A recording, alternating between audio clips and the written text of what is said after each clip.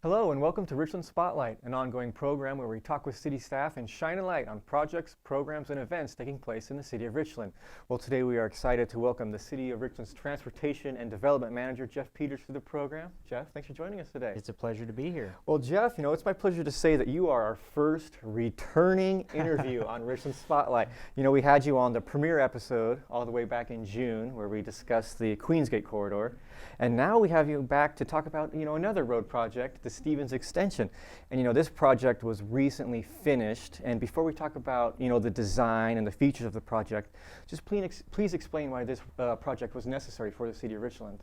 Well, as most residents are aware, we've got some bottlenecks at the City of Richland trying to get into and out of Richland, particularly on the south end. So George Washington Way is one, and then the Aaron Drive SR 240 is the other real bottleneck. So this corridor, the Stevens-Dupertale corridor, in conjunction with the Dupertale Bridge project, will essentially allow a third access point into and out of downtown Richland. So the Stevens Drive extension is really kind of the first step in getting that corridor ready for that for the bridge project.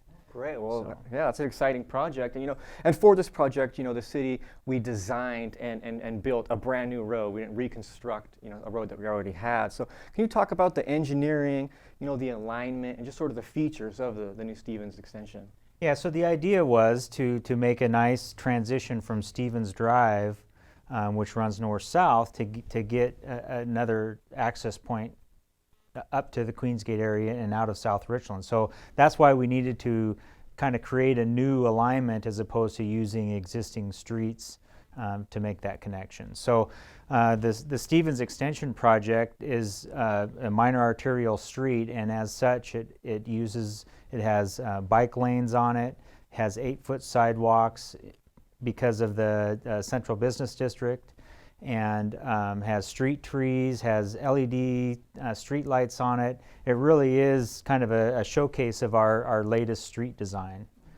So yeah, it is beautiful. I've traveled it just the other day, and it's just a great street. And I did want to spring a question on you that this may or may not be your field of expertise, but we built the Stevens Extension through sort of an industrial area of town, and a place where maybe not many Richland residents have traveled or been to before.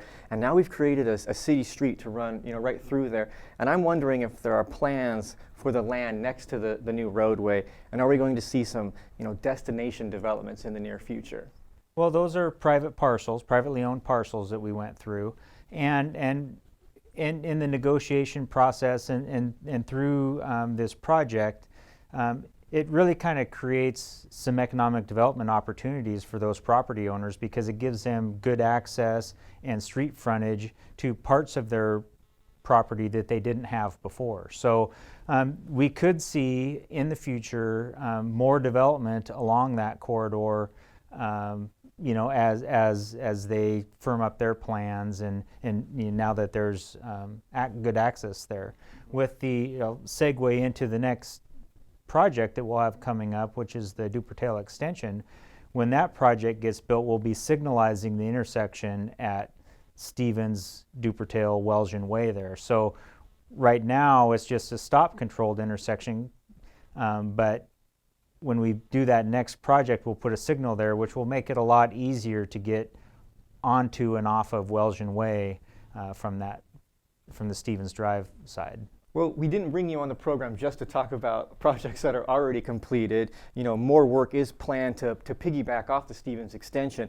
And so share with us what road projects we will see in 2016 that relate to the Dupertale Corridor project. Right, so to finish off the corridor, we'll be doing the Dupertale Extension project, which will connect from Welshon Way, where the Stevens Drive intersection now is, up the hill to Thayer Drive.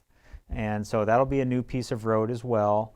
And that will kind of finish off the street connections through that entire corridor.